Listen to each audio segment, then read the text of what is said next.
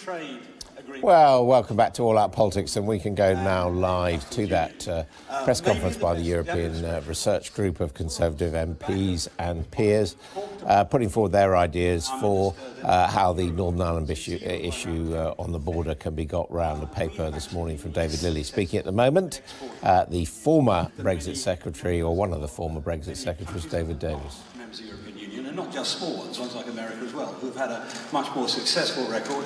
And so for them, the customs barrier around the European Union, the common external tariff barrier, was not a problem.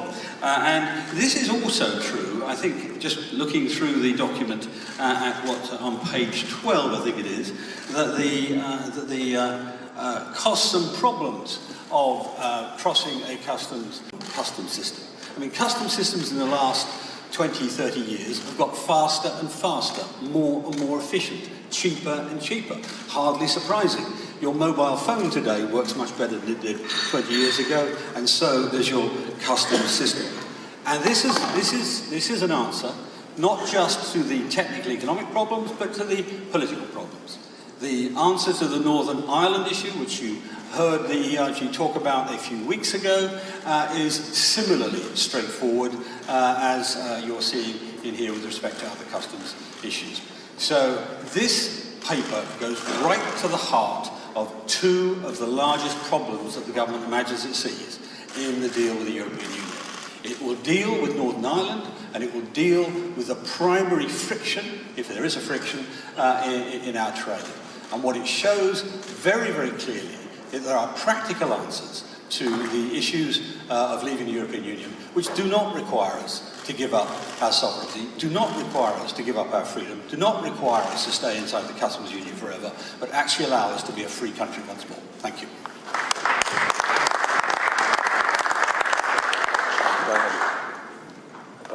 Well, ladies and gentlemen, there's now some time for questions, but the message that you must have heard so clearly this morning is that there is another way.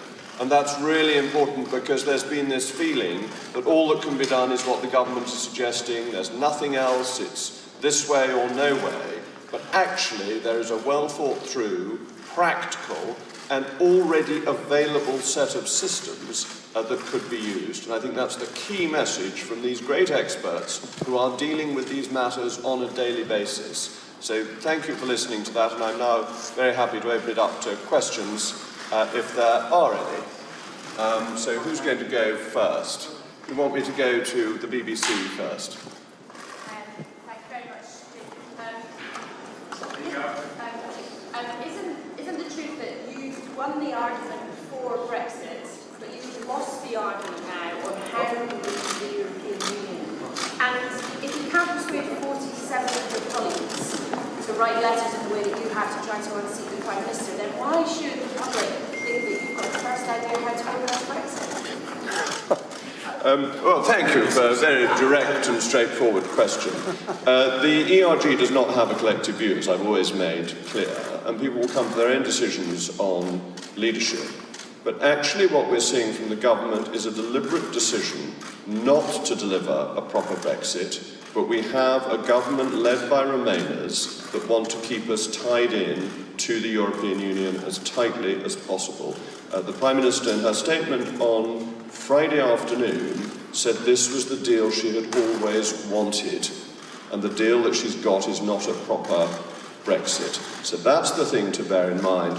As for letters, patience is a virtue, virtue is a grace, etc. And we shall see where the letters come in due time, and there's a meaningful vote as well, and we'll see what happens with that to a government that seems to have alienated its confidence and supply partners. However, I'm going to try and keep questions for the rest of the panel rather than for me. If anyone has questions for me, we can go to those perhaps privately afterwards. Please. If I may, Paul Brand from ITV News, one for you, Mr. Rees-Mogg, one for Mr. Davis. David Davis, it looks as if the Prime Minister is coming up with a compromise on the Irish backstop, which has been discussing with colleagues like Ian Duncan-Smith, using some of the technologies that you wanted to use when you were Brexit Secretary. If she does bring forward that kind of compromise, would you be interested, and would it persuade you to back the deal? And Mr. Rees-Mogg, if I may, aren't you the ones now lacking the confidence of your colleagues? The longer you go with that 48 letters, the less credibility your coup has. Right, yeah, that's good. Well, firstly, I hope you're right about, shall I stand? I hope you're right about the compromise on the Northern Ireland border, because that is a material movement forward, and so I hope that's what happens. But it isn't by itself enough. There's also the question of regulatory compliance as well, and that is very important to our future businesses. We are likely to be in the lead in things like artificial intelligence, genetics, and so on. We cannot be a world leader in those industries if somebody else writes the regulations for us. Similarly, it is not just the Northern Ireland border issue that determines when we get out of the customs union. It is also the question of the customs arrangements, the so-called future customs arrangements that the government proposed. Many people think, and Hans may want to talk about this, many people think this is either impossible or will take 5 or 10 years to put in place. That is also unacceptable. So it's great news if you're right that the Prime Minister is willing to move on the Northern Ireland issue, as I'd hoped she'd done some time ago, but I also want to see a move on other fundamental ones too. Well, indeed, as I mentioned, these existing systems can be used they're ready to be used. I gave witness to the House of Commons, and I said there that within the transition period, so end of 2020, we can have all these customs formalities up and running. That's no problem, but we should start today. Thank you. One of your colleagues, sitting also in the front row, knows that coup is entirely the wrong word. Indeed, it's a rather silly word, because what I have done and what others have done is use the democratic process within the Conservative Party to say we have no confidence in the leader of the Conservative Party. This is not an illegitimate process, it's one set out in the rules. And this type of language, this over-egged language, is rather damaging to political debate because it tries to see things in terms that are not realistic and not true. It is just like a general election in a way. That is a legitimate means of changing leader. And using legitimate means is completely proper. And people will then make their decision. Do 47 want to come with me or not? Now, I may find that they don't. Or that they don't do it today, but they do it when we get the meaningful vote. That is a decision for them. In politics, you have to set out your stall. You have to say what you believe in. And you then see whether people agree with you or not. Fortunately, in a democracy, it is not given to insist that people follow you, and that is one of the great virtues of our system. I'd better come to the other coup-monger sitting in the front row.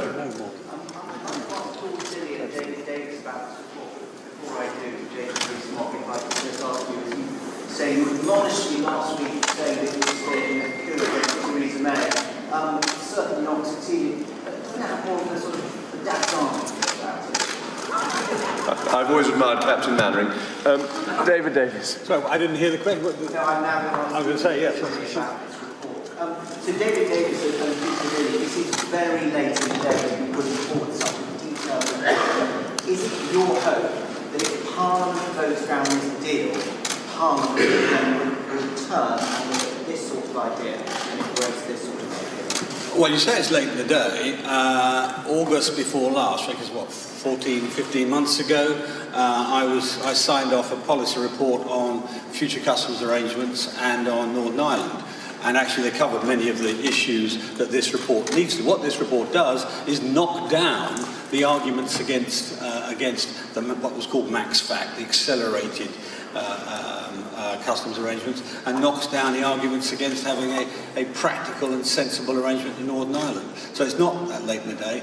Yes, I do hope that once Parliament turns down the current proposal, we return to these sensible proposals.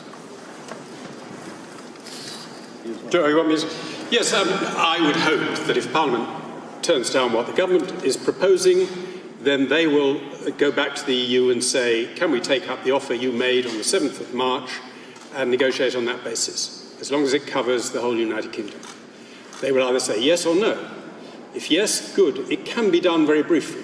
Free trade deals normally take a long time because countries start with 10,000 different tariffs, and 10,000 different regulations, and they have to equate them. We start with, have to get rid of 10,000 tariffs and get them down to zero. We start with zero tariffs, we want to end up with zero tariffs. That can't take more than 10 minutes.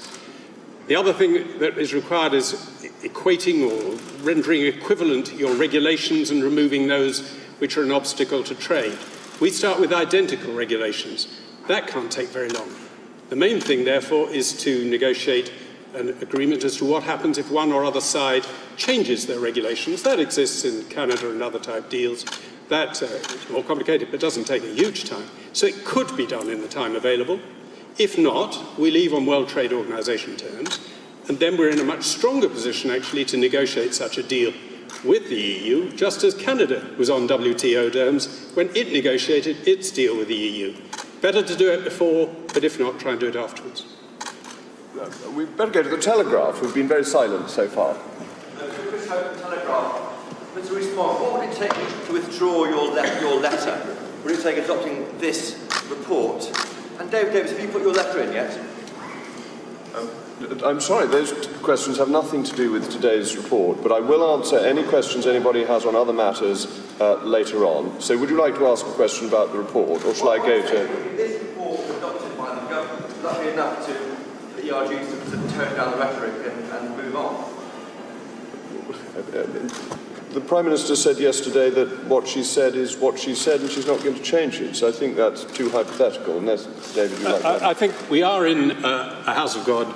There's more joy in heaven over one sinner that repenteth than over 99 just men who have no need of repentance.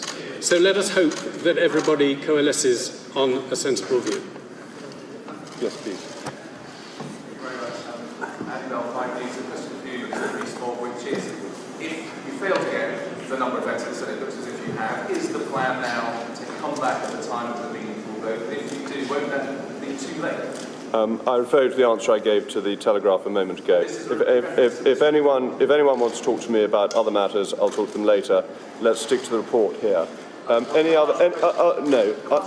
No. Well, we'll come back to you later. We'll have people who want to ask questions about the report. Anyone want to ask a question about the report? Yes, please. David, you found yourself as a former Brexit secretary. Looking back now, the Prime Minister made a statement for Brexit Party. Did she use you and your successor to try and come out during the negotiations? Mr. Rees-Mogg, just in terms of what's happened over the last couple of days, the problem is now is that what you've done, botched attempt to get rid of the Prime Minister, is now enhanced your authority in the eyes of your colleagues, rather than diminishing her. She is now enhanced her authority, is included by comparison to I refer you to the answer I gave to Channel 5 News and to the Telegraph. No. Right. Any more? Yes, please.